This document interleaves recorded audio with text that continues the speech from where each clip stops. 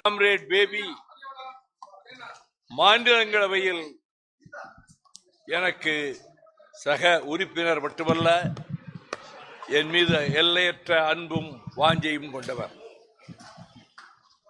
அண்மையில் நான் திருவனந்தபுரம் சென்று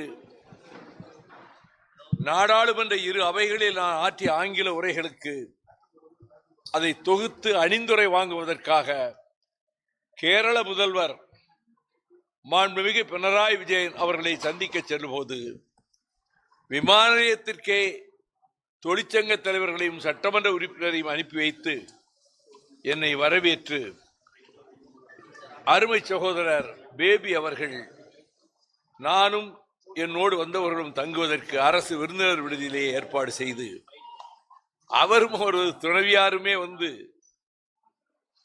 அன்றைய இரவு உணவருந்துவதற்காக அழைத்து சென்ற போது அதை நிதியமைச்சரும் அதிலே கலந்து கொண்டார். என் மீது மிகுந்த நட்பு கொண்டவர். எனக்கும் அவருக்கும் ஒரு ஒற்றுமை. அவர் பழைய திரைப்பட பாடல்களை கேட்பது அவருக்கு நேரத்தை சற்று போக்குவதற்கான ஒரே ஒரு கருவி. நானும் அப்படித்தான். என்னுடைய வாகனத்திலும் நான் படுத்திருக்கிற அறையிலும் ஒரு 900 பழைய பாடல்கள் பதிவு செய்யப்பட்டிருக்கும். அதை கேட்டுக்கொண்டே இருப்போம். இப்பொழுது அவரோடு உணவருந்தும் போது கூட அவருடனே நான் கேட்ட பாடல்களை திருவிளையாடல், பாவ மன்னிப்பு, பாசமலர், பழைய படம் எல்லா பாட்டையும் எடுத்து போட்டார். நீங்கள் செம்மீனை போடுங்கன்னு அவர் செம்மீன் பாட்டுகள்லாம் எடுத்து போட்டார். இப்படிப்பட்ட நட்பு. அதனால் அவர் வந்திருக்காரு, டிவியில் பார்த்தேன். உடனே புறப்பட்டு வந்தேன். அவங்க முக்கியமான கூட்டங்கள் நடத்திட்டு இருக்காங்க.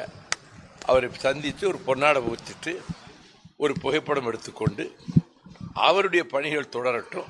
அடுத்த தடவை எலெக்ஷன் முடிஞ்சு வரும்போது நீங்களும் உங்கள் இயக்கத்தினுடைய முக்கிய தலைவர்கள் அனைவரும், முன்பு ஹர்கிஷன் சிங் சுர்ஜித் ஜெனரல் செக்ரட்டரியாக இருக்கும்போது 20 முக்கிய தலைவர்கள் அழைத்து கொண்டு என் வீட்டிற்கு வந்து நண்பகல் விருந்து அறிந்து விட்டு போனார்.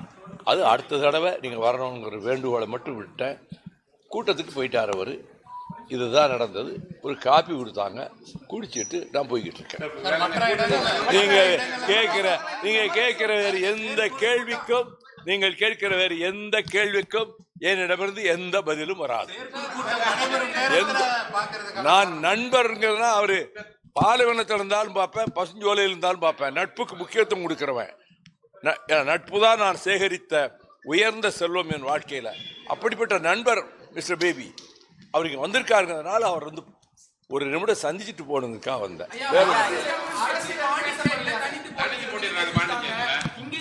எந்த கருத்தும் நான் அரசியல் சம்பந்தமாக இந்த மார்க்சிஸ்ட் கம்யூனிஸ்ட் அலுவலக வளாகத்திற்குள் சொல்ல மாட்டேன்.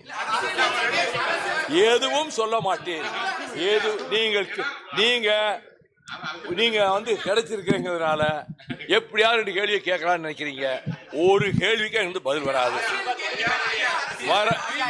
No reply, no answer, no answer, no answer, no answer. எந்த பதிலும் சொல்ல